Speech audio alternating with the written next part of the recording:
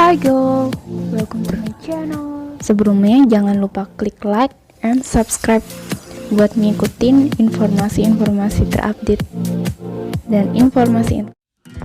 Oke, kita bakalan bahas tentang analisa perusahaan, gimana caranya kita menganalisa sebuah perusahaan. Ini kita perlukan pertama kalau kita pengen lebih detail tentang perusahaan itu. Yang kedua, kalau kita pengen bikin suatu bisnis, kita perlu ngadain analisa dulu. Jadi nggak sembarangan, jadi kita perlu analisa dulu. Terus kalau cara menganalisa gimana sih? Aku kasih contoh analisa bisnis yang sederhana yang ada di sekitar kita atau di sekeliling kita. Nah, aku ambil contoh yang ada di sekitar aku atau di sekeliling aku, kebanyakan itu adalah minimarket. Nah, aku ambil contohnya minimarket retail Indomaret. Nah, untuk analisa yang kita butuhin itu ada dua. Yang pertama, analis lingkungan internal sama analisis lingkungan eksternal. Jadi aku bakalan bahas tentang analisis lingkungan internal. Jadi lingkungan internal tuh ada resource. Resource ini merupakan sumber daya atau bahan baku. Jadi resource minimarket Indomaret adalah retail atau eceran, merupakan salah satu pemasaran produk yang melibatkan penjualan barang secara langsung ke konsumen akhir untuk penggunaan pribadi dan bukan bisnis atau end user. Terus yang kedua, analis lingkungan internal yang kedua adalah capability atau kapasitas perusahaan. Jadi Indomaret menyediakan dan menjual kebutuhan rumah tangga. Yang ketiga adalah core competence, keahlian utama perusahaan. Jadi keahlian utama perusahaan Indomaret adalah menyediakan makanan dan bahan makanan. Jadi itu analis lingkungan internalnya. Terus lanjut ke yang kedua, yaitu analis lingkungan eksternal. Ini ada 4 tahap. Tahap pertama, kita harus tahu threat of new entries, ancaman produk serupa yang paling sering kita lihat di perusahaan itu.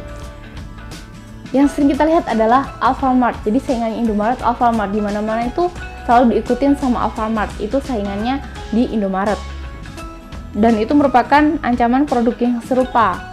Terus yang tahap kedua adalah kita harus tahu threat of substance product, ancaman produk pengganti. Itu ada toko sembako grosir, supermarket yang lebih murah, itu ancamannya. Terus yang ketiga adalah bargaining power of supplier, daya tawar dari supplier.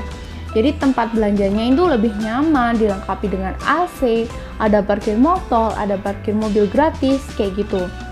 Terus yang tahap keempat, itu intensity of competitive rivalry, menjawab tantangan pesaing bisnis.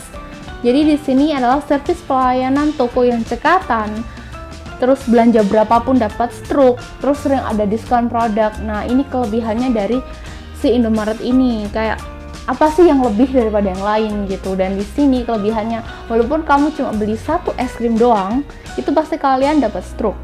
Kalau enggak, di depan kasirnya itu ada tulisannya, kalau enggak dapat stroke itu biasanya produk gratis atau kalian dapat uang sekian, kayak gitu. Nah, itu kelebihannya dari Indomaret. Nah, itu dia caranya nganalisa bisnis minimarket Indomaret. Kalian juga bisa gunain ini untuk menganalisa perusahaan apa yang pengen kalian analisa yang ada di sekitar kalian. Terus kalau kalian pengen bikin perusahaan, itu kan nggak cukup 1 atau 2 hari, 2 minggu, pasti ada beberapa bulan atau bahkan bertahun-tahun buat menganalisa. Jadi buat menganalisa yang besar, kalian perlu belajar sedikit demi sedikit. Terus kalau kalian pengen cepet bikin perusahaan apapun, itu kalian bisa sewa bisnis analis buat cepet, biar perusahaan kalian tuh bisa cepet jalan, kayak gitu. Terus kalau kalian pengen buka usaha yang lebih kecil, itu kalian bisa belajar menganalisa sendiri dan tahu gimana A sampai Z-nya sebuah perusahaan itu jalan, kayak gitu. Oke, kalau kalian ada pertanyaan, kalian bisa langsung komen di bawah ya.